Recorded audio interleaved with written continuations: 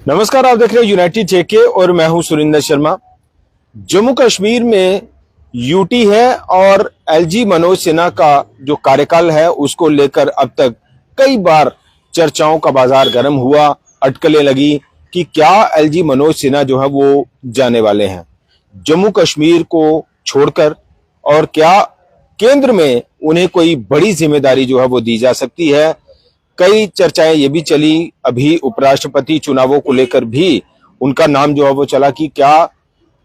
मनोज सिन्हा को जो है वो उपराष्ट्रपति पद की दौड़ में जो है वो लाया जा सकता है। इसके अलावा ये भी चर्चाएं चली कि क्या उन्हें केंद्रीय मंत्रिमंडल में लिया जा सकता है। इसके साथ साथ ही इन अटकलों का बाजार भी गर्म हुआ कि एलजी मनोज सिन्हा को भारतीय जनता पार्टी में संगठन में कोई बड़ी जिम्मेदारी जो है वो दी जा सकती है। लेकिन अब तक इन तमाम बातों पर मुहर लगती हुई दिखाई नहीं दे रही, और ये खबर आ रही है कि एलजी मनोज सिन्हा जो कि इस वक्त जम्मू कश्मीर यूटी के एलजी हैं, वो अभी जम्मू कश्मीर में बतौर एलजी बने रहेंगे। यानी 5 साल का जो कार्यकाल है उनका पूरा हो गया है, और 5 साल का कार्यकाल पूरा होने के बावजूद एलजी मनोज सिन्हा को अभी जम्मू कश्मीर की जिम्मेदारी जो है वो उनके पास बनी रहेगी। और ये भी कई सारी जो बातें हैं उसमें ये भी कि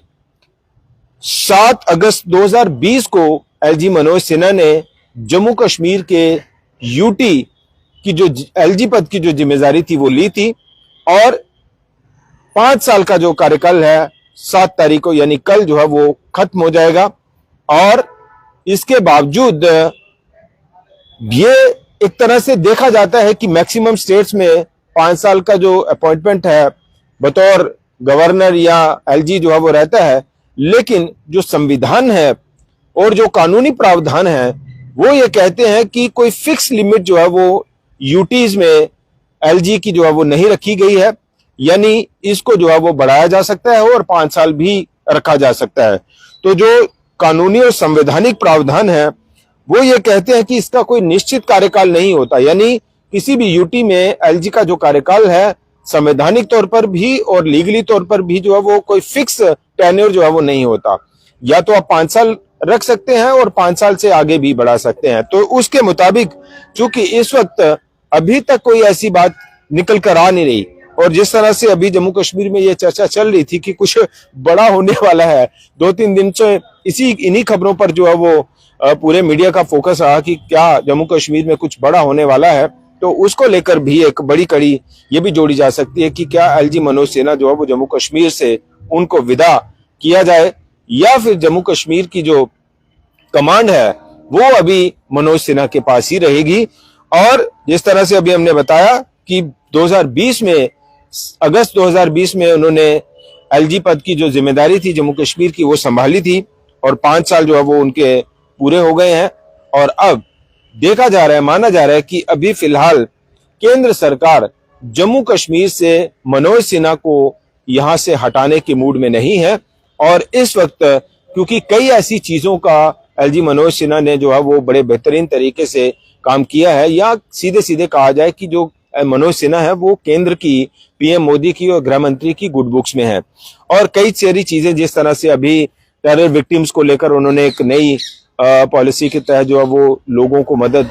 के लिए हाथ बढ़ाया है। जो टेरर विक्टिम्स हैं उनको सरकारी नौकरियां दी जा रही हैं। इसके अलावा जो टेरर इकोसिस्टम है उसको खत्म करने के लिए अब तक कई ऐसे जो सरकारी मुलाजिम हैं उनके खिलाफ कार्रवाई भी हुई है और उनको नौकरियों से जो है वो बर्खास्त भी किया गया है। इसके अलावा टेरर फंडिंग मामले में भी हम देख रहे हैं कि चाहे एनआईए हो या एसआईए हो, वो लगातार जो है वो ऐसे लोगों पर जो है वो चोट कर रही है, और ऐसे लोगों के खिलाफ जो है वो कानूनी कार्रवाई हो रही है। और उनको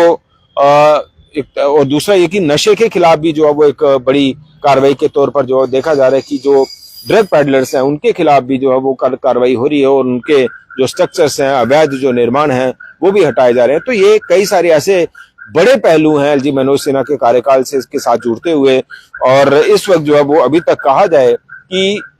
मनोज सिन्हा केंद्र सरकार की, गृह मंत्री अमित शाह की और प्रधानमंत्री नरेंद्र मोदी की पूरी तरह से गुड बुक्स में है, और अभी लग नहीं रहा जम्मू कश्मीर में किसी तरह से जो है वो यहाँ से मनोज सिन्हा की जो विदाई है वो होगी। इसके साथ साथ ही जम्मू कश्मीर में एक तरह से जो एक पॉलिटिकल एंगल से अगर बात करें तो पॉलिटिकल एंगल से भी जो भारतीय जनता पार्टी की जो पॉलिसी है या भारतीय जनता पार्टी जिस नीति के तहत काम करना चाहती है उस नीति के तहत भी मनोज सिन्हा जो है वो पूरी तरह से उसमें फिट बैठते हैं। क्योंकि इस वक्त जम्मू कश्मीर में बार बार ये चर्चाएं चल रही हैं कि ड्यूअल पावर है और जो उमर सरकार है उसको काम नहीं करने दिया जा रहा। तो ये किसी भी पॉलिटिकल पार्टी का एक तरीका रहता है कि जो पॉलिटिकल स्पेस है, जो पॉलिटिकल माइलेज है, उसको उसके ऊपर जो है वो किसी दूसरे को हावी ना होने दिया जाए। और उस लिहाज से भी मनोज सिन्हा जो है वो कहीं ना कहीं नेशनल कॉन्फ्रेंस के लिए, कश्मीर के राजनीतिक दलों के लिए और जो उमर सरकार है उनके लिए भी जो है वो एक तरह से बड़ी चुनौती बने हुए हैं। और कई बार तो जैसे आपने देखा भी कि उमर अब्दुल्ला हो या नेशनल कॉन्फ्रेंस के अन्य नेता हो तो कई बार उन्होंने ऐसे बयान दिए हैं कि भाई मनोज सिन्हा जो है वो हमें काम नहीं करने दे रहे। और मनोज सिन्हा जो है वो एकदम से इसके ऊपर रिबट्टल भी देते हैं और कहते हैं कि मुझे अपने अधिकार पता है, मुझे अपना संवैधानिक और कानूनी अधिकार पता है और मैं उसी में काम कर रहा हूं। तो इस तरह से मनोज सिन्हा को अगर देखा जाए तो पॉलिटिकली भी वो एक्टिव है और पहले